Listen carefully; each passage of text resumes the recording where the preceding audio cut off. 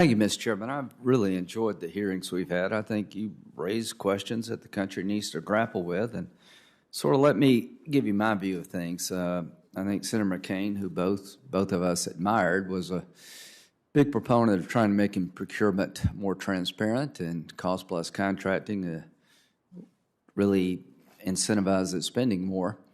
The big problem I've seen with weapon system development is change orders. They'll ask that the weapon system do things down the road they weren't designed to do early on. And sometimes that's due to the threat we face from enemies. We have to adjust our new systems to counter their new systems.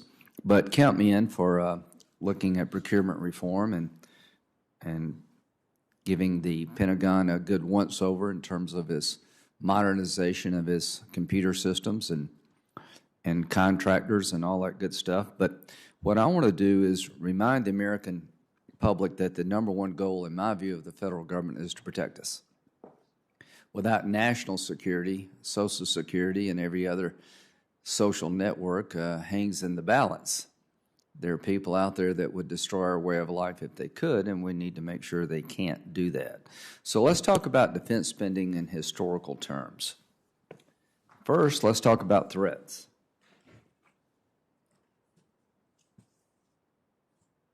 Now, this is since April.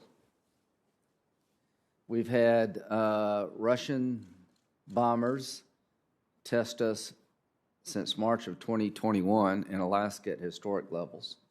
We had 25 Chinese warplanes enter into Taiwan's defenses in April of 2021, a major escalation. There are 80,000 Russian troops massed on the Ukrainian border. There were 100,000. They say they've withdrawn. They've gone from 100 to 80. From Somalia to Mali, Nigeria, and Mozambique, ISIS in that part of the world is on the rise. We just had over 80 people killed at a school in Kabul because a radical Islamic terrorists are trying to destroy all the gains we've made for women in Afghanistan. North Korea just fired two short-range missiles for the first time in more than a year. The Chinese are trying to develop a deep-water blue navy. They're building aircraft carriers, and the Russians are on the prowl. And I fear ISIS and al-Qaeda will come roaring back if we don't watch it.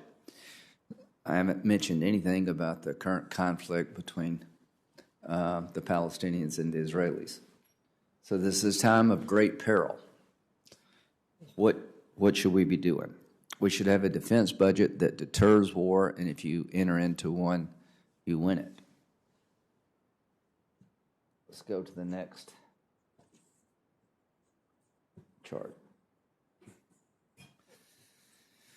Last year, the Defense Department produced a 5-year spending plan to keep modernization and replenish the weapon systems that have been worn out since 9/11.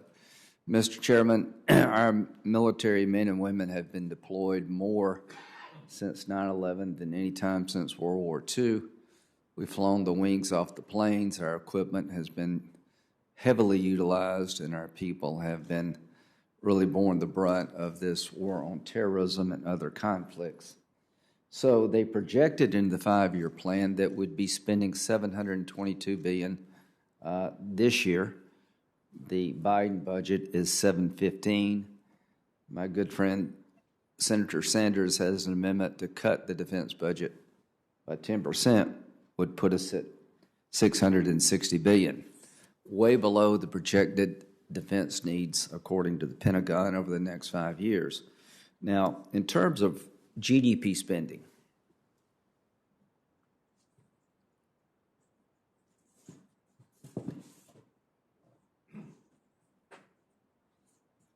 you spend on the defense what you need to protect the nation. In World War II, we're up to 41%. We had a worldwide war. The world was at risk. Life as we know it was hanging in the balance, so we went all in to win World War II. Everybody did what they had to do. Korea, we 14% of GDP on that conflict. during the peak of the Cold War is about 10% to make sure that the Soviet Union did not gobble up the world and keep communism at bay, and I would say it worked. Now, from Vietnam up to the end of the Cold War, we were spending about 4.9% of GDP. When the Berlin Wall fell, we started coming down. And on September the 10th, 2001, we're at 3.11% of GDP, an historical low. The peace dividend didn't last very long, did it? The global war on terror, something nobody really thought about, and how do our weapon systems relate to that conflict? We've been at about 4.6%. We're withdrawing our forces from Afghanistan. We're going to be at about 3.4%, going toward 3.3%. So here's what I would say. We're on the low end of defense spending, but we're on the high end of the threat matrix. Personally, I've never seen more capability aimed at the United States than I do right now. You see Iran getting stronger, not weaker, when it comes to their military misadventures. You see them enriching. Let's put that up. No, excuse me, the sequestration thing. Iran is enriching at 60%. I want to remind you that just a few years ago, we went through an event called Sequestration, where we were going to take $1 trillion out of the defense budget as some budget deal as a punishment for not reaching a budget number. Sequestration, according to General Mattis, for all the headaches caused by the loss of our troops during these wars, no enemy in the field has done more to harm the readiness of our military than sequestration. Remember the good old days of sequestration? They were horrible days. We're having to cannibalize weapon systems to keep them going. It was a nightmare for the Pentagon. I asked Secretary Panetta, a Democrat, who's a fine man, if we enact sequestration, would be shooting ourselves in the foot. He said, we'd be shooting ourselves in the head. Sequestration was an effort to just blindly cut $1 trillion from the Pentagon, and it made us less capable at a time we needed more capability. So to those who are watching today, half the money we spend virtually is on personnel costs. $50 billion in the Pentagon goes to health care costs. I think Senator Sanders is right to be asking the Pentagon to be more accountable and transparent, but I think it is a very dangerous idea to suggest that our defense footprint, given the threats we face, needs to be changed in terms of less. I think it needs to be more in terms of capability to deal with the multiple threats we face, but that more should be wisely spent. So this is a great debate we've been having for a long time, but the facts are the facts. Given the world we face, we're on the low end of spending at a time when our enemies are on the high end of misadventure in spending.